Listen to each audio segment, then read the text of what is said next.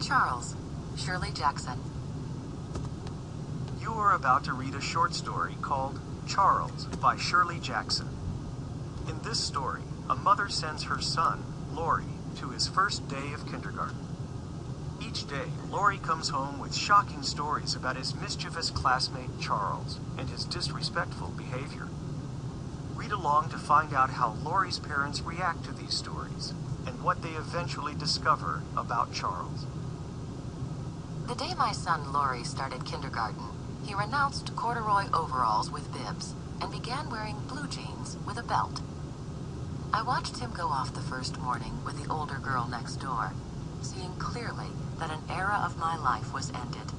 My sweet-voiced nursery school tot replaced by a long-trousered, swaggering character who forgot to stop at the corner and wave goodbye to me.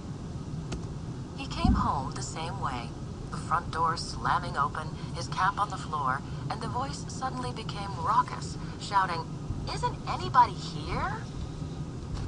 At lunch, he spoke insolently to his father, spilled his baby sister's milk, and remarked that his teacher said we were not to take the name of the Lord in vain. "How was school today?" I asked, elaborately casual. "All right," he said.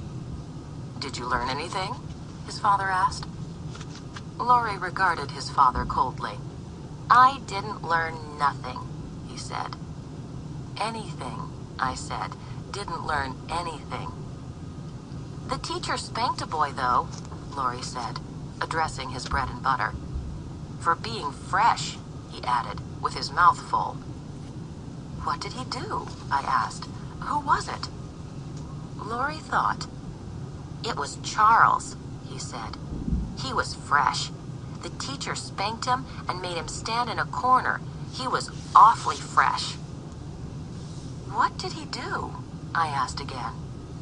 But Laurie slid off his chair, took a cookie, and left, while his father was still saying, "See here, young man." The next day, Laurie remarked at lunch as soon as he sat down, "Well, Charles was bad again today." He grinned enormously and said, "Today, Charles hit the teacher." "Good heavens," I said, mindful of the Lord's name. "I suppose he got spanked again." "He sure did," Laurie said. "Look up," he said to his father. "What?" his father said, looking up. "Look down," Laurie said. "Look at my thumb. Gee, you're dumb." He began to laugh insanely. "Why did Charles hit the teacher?" I asked quickly. "Because she tried to make him color with red crayons," Laurie said. "Charles wanted to color with green crayons, so he hit the teacher, and she spanked him and said nobody play with Charles, but everybody did." The third day, it was Wednesday of the first week, Charles bounced a seesaw onto the head of a little girl and made her bleed, and the teacher made him stay inside all during recess. Thursday, Charles had to stand in a corner during story time because he kept pounding his feet on the floor.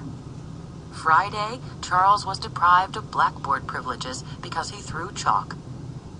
On Saturday, I remarked to my husband, "Do you think kindergarten is too unsettling for Laurie?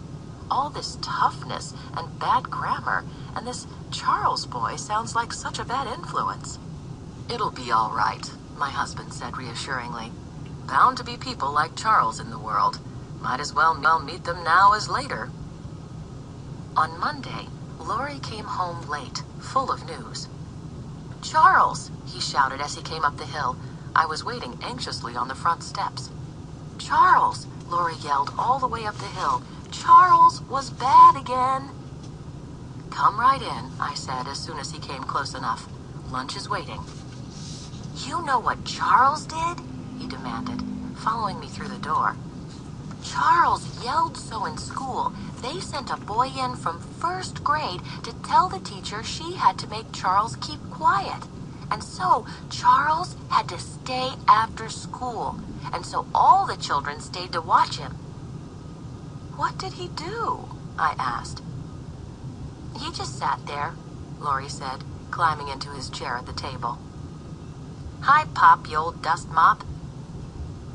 Charles had to stay after school today, I told my husband. Everyone stayed with him. What does this Charles look like?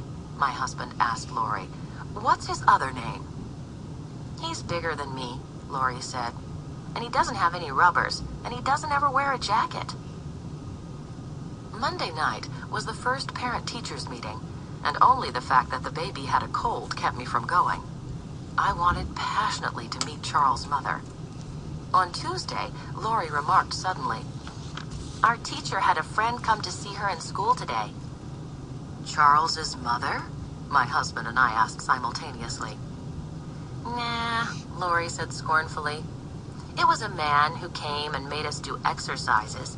We had to touch our toes. Look. He climbed down from his chair and squatted down and touched his toes. Like this, he said. He got solemnly back into his chair and said, picking up his fork, Charles didn't even do exercises. That's fine, I said heartily. Didn't Charles want to do exercises? Nah, Lori said. Charles was so fresh to the teacher's friend, he wasn't let do exercises. Fresh again? I said. He kicked the teacher's friend, Lori said. The teacher's friend told Charles to touch his toes, like I just did, and Charles kicked him. What are they going to do about Charles, do you suppose? Lori's father asked him. Lori shrugged elaborately. Throw him out of school, I guess, he said. Wednesday and Thursday were routine. Charles yelled during story hour and hit a boy in the stomach and made him cry. On Friday, Charles stayed after school again, and so did all the other children. With the third week of kindergarten, Charles was an institution in our family. The baby was being a Charles when she cried all afternoon. Lori did a Charles when he filled his wagon full of mud and pulled it through the kitchen. Even my husband, when he caught his elbow in the telephone cord and pulled the telephone and a bowl of flowers off the table, said, after the first minute, "Looks like Charles." During the third and fourth weeks, it looked like a reformation in Charles. Lori reported grimly at lunch on Thursday of the third week. Charles was so good today, the teacher gave him an apple. What? I said, and my husband added warily, You mean Charles? Charles, Lori said. He gave the crayons around, and he picked up the books afterward, and the teacher said he was her helper. What happened? I asked incredulously.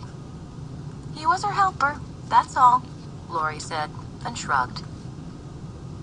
Can this be true? About Charles? I asked my husband that night. Can something like this happen? Wait and see, my husband said cynically.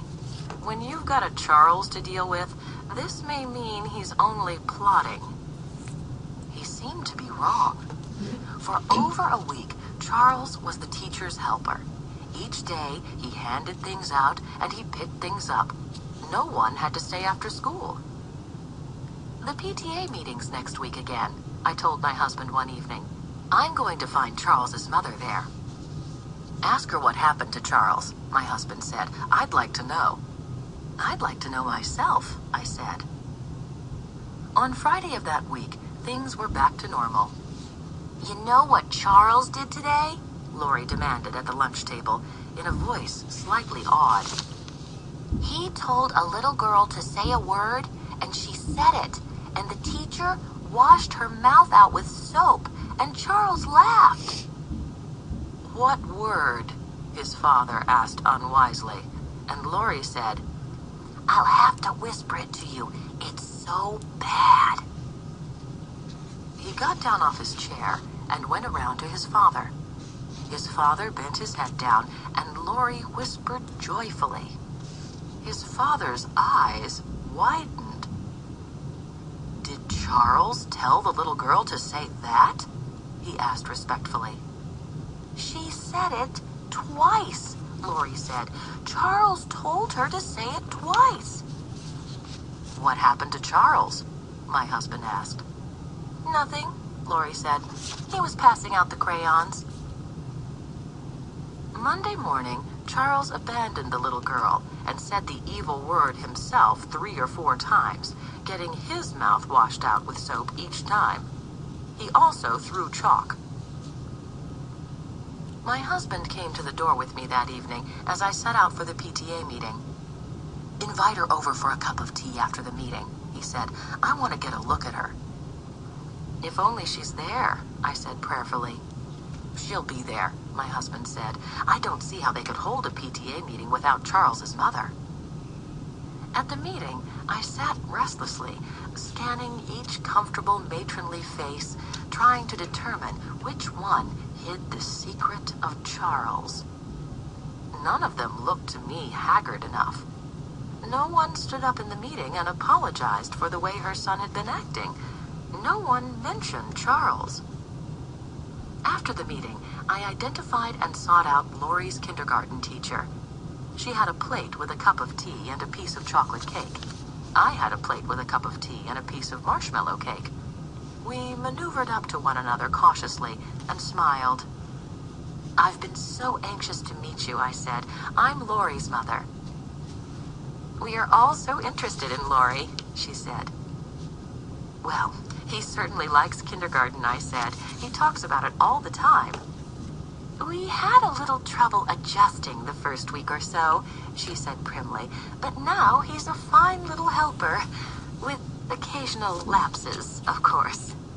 "Laurie usually adjusts very quickly," I said. "I suppose this time it's Charles's influence." "Charles?" "Yes," I said, laughing. "You must have your hands full in that kindergarten with Charles." "Charles?" she said. "We don't have any Charles in the kindergarten.